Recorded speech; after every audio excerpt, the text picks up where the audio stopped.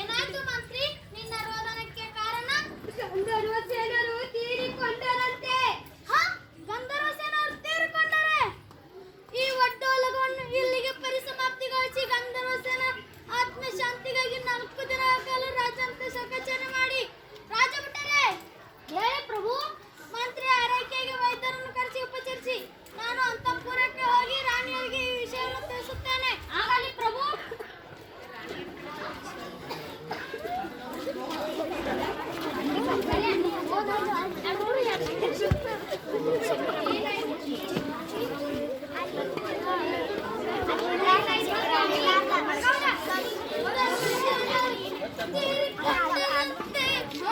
ಗಂಧರ್ವ ಸೇನರು ತೀರಿಕೊಂಡರೆ ಹೌದು.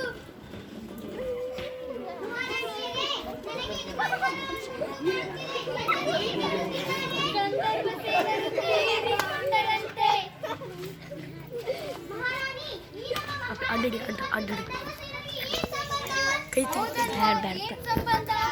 ಈ ಕೂಡಲೇ ನಾನು ರಾಜರನ್ನು ಭೇಟಿ ಮಾಡುತ್ತೇನೆ. ಮಹಾರಾಜರೇ, ಗಂಧರ್ವ ಸೇನರಿಗೂ ಮತ್ತು ನಿಮಗೂ ಏನ್ ಸಂಬಂಧ? ನನಗೂ ಗೊತ್ತಿಲ್ಲ. ನಾನೆಂತ ಮೂರ್ಖತನದ ಕೆಲಸ ಮಾಡಿದೆ? ಈ ಕೂಡಲೇ ಆಸ್ಥಾನಕ್ಕೆ ಹೋಗಿ ಮಂತ್ರಿಯನ್ನು ವಿಚಾರಿಸಬೇಕು. ಸೇವಕರೇ, ವೈದ್ಯರ ಉಪಚಾರದಿಂದ ಸುಧಾರಿಸಿಕೊಂಡ ಮಂತ್ರಿಯನ್ನು ಕರೆದುಕೊಂಡು ಬನ್ನಿ.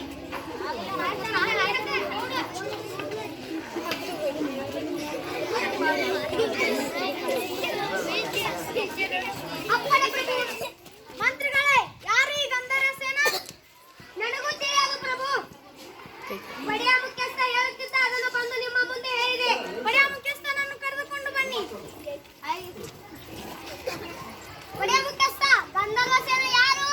ಸ್ವಾಮಿ, ಅವರು ಯಾರು, ಏನಾಗಿದ್ದರು ಎಂಬುದು ನನಗೆ ತಿಳಿದಿಲ್ಲ. ಸದಾ ನನ್ನ ಹೆಂಡತಿ ಹೇಳುತ್ತಿದ್ದಳು. ಈ ಸುದ್ದಿಯನ್ನು ನಿಮಗೆ ಹೇಳಬೇಕೆನ್ನಿಸುತ್ತಿದ್ದು ಬಂದು ಹೇಳಿದೆ. ನಿನ್ನ ಹೆಂಡತಿ ಹತ್ತಿರ ಹೋಗೋಣ ಬಾ.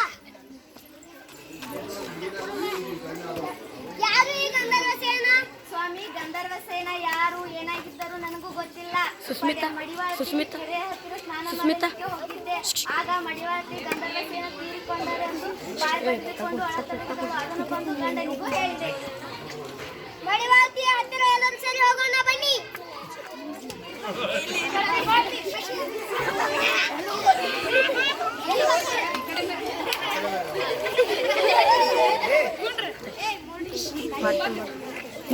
ಈ ಗಂಧರ್ವ ಸೇನ ಸ್ವಾಮಿ, ನನಗೆ ಅದೃಷ್ಟವಿಲ್ಲ. ಈಗಲೂ ನನ್ನ ಹೃದಯ ಅವನಿಗೋಸ್ಕರ ಮಿಡಿಯುತ್ತಿದೆ.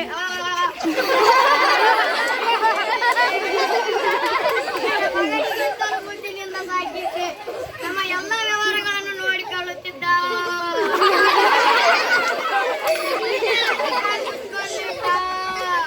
ನನ್ನ ಹೊಟ್ಟೆ ಬೆಳಕಲ್ಲ.